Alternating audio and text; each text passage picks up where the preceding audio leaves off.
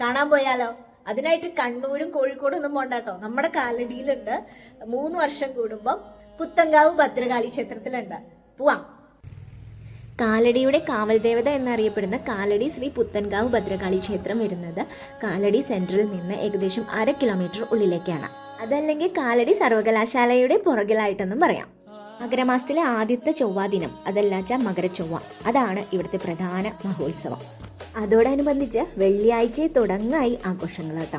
ഈ 5 ദിവസവും വിവിധ കലാപരിപാടികളോട് കൂടിയിട്ടുള്ള ആഘോഷങ്ങളാണ് കേട്ടോ. ഒരു ഉത്സവമാകുമ്പോൾ എല്ലാവർക്കും അറിയുണ്ടാവുമല്ലോ. ഗജവീരന്മാർ അടക്കം അണിനിരന്നുള്ള പഞ്ചവാദ്യം, കാവടി, ശിങ്കാരിമേളം, അതുകൂടാണ്ട് 2025 വരവേൽക്കുന്നത് പോലെ 2025 കഥനവെടി, പൊങ്കാല, എല്ലാം കൊണ്ടും ആഘോഷമേളമാണെങ്കിലും ഒരുപാട് സൽക്കർമ്മങ്ങൾ ഈ അവസരത്തിൽ ഇവിടുത്തെ കമ്മിറ്റിക്കാർ നടത്തുന്നുണ്ട്. അത് പ്രത്യേകം പറഞ്ഞറിയിക്കേണ്ട ഒന്നാണ്. ആഘോഷങ്ങൾക്കായി സംഭാവന ചെയ്യാൻ ആഗ്രഹമില്ലാത്തവർക്ക് മാംഗല്യം എന്ന പേരിൽ ഒരു നിർധനരായ ഒരു പെൺകുട്ടിക്ക് വിവാഹത്തിനായി സംഭാവന നൽകാം. അതല്ലാച്ച മാതൃവന്ദനം എന്ന പേരിൽ അമ്മമാർക്ക് ചികിത്സാ സഹായം നൽകാം. അതല്ലെങ്കിൽ നമുക്ക് വിദ്യാനിധി എന്ന പേരിൽ വിദ്യാഭ്യാസ ധനസഹായത്തിനായിട്ട് സംഭാവന ചെയ്യാം. ആഘോഷങ്ങൾ മാത്രമല്ല, നമ്മുടെ ഗ്രാമത്തിലേക്ക് വേണ്ട സൽക്കർമ്മങ്ങളും കൂടി ചിന്തിച്ച് പ്രവർത്തിക്കുന്ന ഇവിടുത്തെ കമ്മിറ്റി അംഗങ്ങളെയും കൂടി പ്രശംസിക്കാതെ തെയ്യം തുടങ്ങില്ല അതിനൊരു പൂർണ്ണത ഉണ്ടാവില്ല എന്ന് തോന്നിയതുകൊണ്ട് മാത്രം പറഞ്ഞതാണ് കേട്ടോ. അതായത് ട്രസ്റ്റിൽ നിന്നാണ് ജോയിന്റ് സെക്രട്ടറിയും പ്രസിഡന്റും ട്രഷററും പൊതുയോഗത്തിൽ നിന്ന് മറ്റുള്ളവരെ തിരഞ്ഞെടുക്കും. അങ്ങനെ ഉപദേശകർ ക്ഷേത്രത്തിന്റെ ജാതിയാണ് നമ്മൾ. അപ്പം അങ്ങനെ ഓരോ വർഷം മാറി വരും. ഇനിയിപ്പോൾ അടുത്ത മകരച്ചൊവ്വയ്ക്ക് മുമ്പ് വീണ്ടും തിരഞ്ഞെടുപ്പ് ഉണ്ടാവും. അപ്പം അതിൽ നിന്ന് ട്രസ്റ്റിൽ നിന്ന് കുറച്ച് പേരെ, പിന്നെ 3 പേര് തിരഞ്ഞെടുക്കും. ശങ്കരമണി നമ്മുടെ സെക്രട്ടറി ആണ്. അത് ഈ തവണത്തെ സെക്രട്ടറിയാണ് ആള്. അങ്ങനെ ഓരോ വർഷവും കഴിയുമ്പോൾ നമ്മൾ മാറി വരും. പ്രസിഡന്റും സെക്രട്ടറിയും ട്രഷററും നമ്മളെ ഈ ഇതിൽ നിന്നാണ്, ട്രസ്റ്റിൽ നിന്നാണ് എടുക്കുന്നത്. അങ്ങനെയാണ് സംഭവങ്ങൾ വരുന്നത്. കാലടി ചാമുണ്ഡി തെയ്യത്തിന് ആയിട്ട് വന്നിരിക്കുന്നത് എവിടുന്നാന്ന് നമുക്കൊന്ന് ചോദിച്ചറിയാം. എവിടുന്നാണ് സർ? ഞങ്ങളിപ്പോൾ കോഴിക്കോട് നിന്ന് വന്നിരിക്കുന്നത്. കോഴിക്കോട്. എത്ര നാളായി ഇതിന്? ഞങ്ങൾ പാരമ്പര്യമായിട്ട് ഞങ്ങൾ തെയ്യം കലാകാരന്മാർ വർഷങ്ങളായി. ഇവിടെ ഇവിടെ ഞങ്ങളിപ്പോൾ ഏതാണ്ട് 6ാമത്തെ കൊല്ലാണ് ഇപ്പോൾ ഇവിടെ നടത്തുന്നത് അല്ലേ? ഓക്കെ. പിന്നെ ഈ അടുത്ത് പുറത്ത് ഒക്കെ എവിടേക്കാണ്? അത് ഞങ്ങൾ പാലാ ഭാഗത്ത് പൊൻകുന്നം, പിന്നെ ഏറ്റുമാനൂര്, പിന്നെ കൂത്താട്ടുകുളം സൈഡ്. സാധാരണ നമ്മൾ കണ്ണൂരാണല്ലോ ഇതൊക്കെ കണ്ടുവരുന്നത്. കണ്ണൂർ മാത്രമല്ല, കോഴിക്കോട്, വയനാട്, കാസർഗോഡ്, ഈ 4 ജില്ലയിലും തെയ്യങ്ങളുണ്ട്. കണ്ണൂർ മാത്രമാണ് പറഞ്ഞത്. ഇവിടെ ഇപ്പം ഞങ്ങൾ കെട്ടിയാടുന്നത് ചാമുണ്ഡി തെയ്യം, വരുന്നത് ഗുളിയൻ തെയ്യം. ചാമുണ്ഡി എന്ന് പറഞ്ഞാൽ ഭഗവതിയാണ്. ഗുളിയൻ എന്ന് പറഞ്ഞാല് ശിവന്റെ കാലിന്റെ പെരുവിരലിൽ നിന്നുണ്ടായ ഒരു സൃഷ്ടിയാണ് ഗുളിയൻ. ഗുളിയൻ എന്ന് പറഞ്ഞാൽ നമ്മളെല്ലാ വീടുകളിലും മുക്കിലും മൂലിക്കലും ഗുളിയനുണ്ടെന്നാണ് സങ്കല്പം. ഗുളിയൻ ഒരു വികൃതി നിറഞ്ഞ ഒരാളാണ്. കണ്ണൂരിലെല്ലാം പന്തം വെക്കാതെയാണ് ചാമുണ്ഡി ചെയ്യുന്നത്.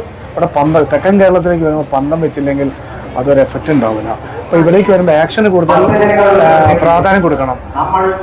മറ്റുള്ള സ്ഥലങ്ങളിൽ മലബാർ ഏരിയയിൽ അനുഷ്ഠാനത്തിനാണ് പ്രാധാന്യം. പക്ഷേ തെക്കോട്ട് വരുന്നവരും അത് ആക്ഷന് പ്രാധാന്യം കൊടുത്തില്ലെങ്കിൽ പരിപാടി വിജയിക്കില്ല. അനുഷ്ഠാനത്തിനാണ് പ്രാധാന്യം. അല്ലെങ്കിൽ ജനങ്ങൾ അത് സ്വീകരിക്കില്ല. ഇവിടെ 6ാം തവണ ഈ തെയ്യം വെച്ചത് എന്തുകൊണ്ടാണ്? ജനങ്ങളത് സ്വീകരിച്ചത് കൊണ്ടാണ്. അപ്പോൾ തന്നെ ഞങ്ങൾ 15 വർഷം തെയ്യം ചെയ്തൊരു കാവാണ് ശ്രീപോർക്കൽ ഭഗവതി ക്ഷേത്രം, കൂത്താട്ടുകുളം, താമരക്കാട്. അവിടെ 15 കൊല്ലമായിട്ട് തന്നെ ചെയ്യുന്നത് ചാമുണ്ഡി. കാരണം ഇത് ദേവി ദേവന്മാരെ പ്രീതിപ്പെടുത്താനും നാടിന്റെ ഐശ്വര്യത്തിന് സമൃദ്ധിക്കാണ് തെയ്യം ചെയ്യുന്നത്. പിന്നെ ഇതിന്റെ ഒരു പ്രസക്തി അങ്ങ് കളഞ്ഞു നാടൻപാട്ടിലെ തെയ്യക്കാർ. അതെന്താന്ന് പോലും അവർ കുറ്റപ്പെടുത്തിയല്ല, അതെന്താന്ന് പോലും അറിയാതെ അവര് കുറെ തെയ്യങ്ങൾ കിട്ടുന്നു. ഓരോ തെയ്യത്തിനും ഓരോ ഐതിഹ്യങ്ങളുണ്ട്. ഓരോ തെയ്യത്തിനും അതിന്റെ കോസ്റ്റ്യൂംസ് ഉണ്ട്, മുഖവരുണ്ട്, എല്ലാം വ്യത്യാസമുണ്ട്. അപ്പൊ അവർക്ക് ഇതൊന്നും അറിയാതെയാണ് അവര് ചാടി വീഴുന്നത്. പറയാൻ നമ്മള് അറിഞ്ഞുകൊണ്ട് ചെയ്യണം എല്ലാ കാര്യം. അറിയാതെ ചെയ്തൊരു കാര്യമില്ല. ഇത് തോറ്റം പാട്ടുകളുണ്ട്, പ്രത്യേകം ചെണ്ട സ്റ്റെപ്പ് ഉണ്ട്, എല്ലാം ഉണ്ട് ഇതിൻ്റെ അകത്ത്. പിന്നെ പൂജാവിധികളുണ്ട്, കുറെ കാര്യങ്ങളൊക്കെ ഇതിൻ്റെ അകത്തുണ്ട്. ഒരുപാട് താങ്ക്സ് കേട്ടോ. ഒന്നും അറിയില്ല, എന്തെങ്കിലുമൊക്കെ കുറച്ച് വിവരം കിട്ടിയതിൽ ഒരുപാട് സന്തോഷം. അവിടെ ഉണ്ടാവില്ലേ? ഉണ്ടാവും. ഫുള്ള് കാണും. കണ്ടിട്ടേ പോകുള്ളൂ.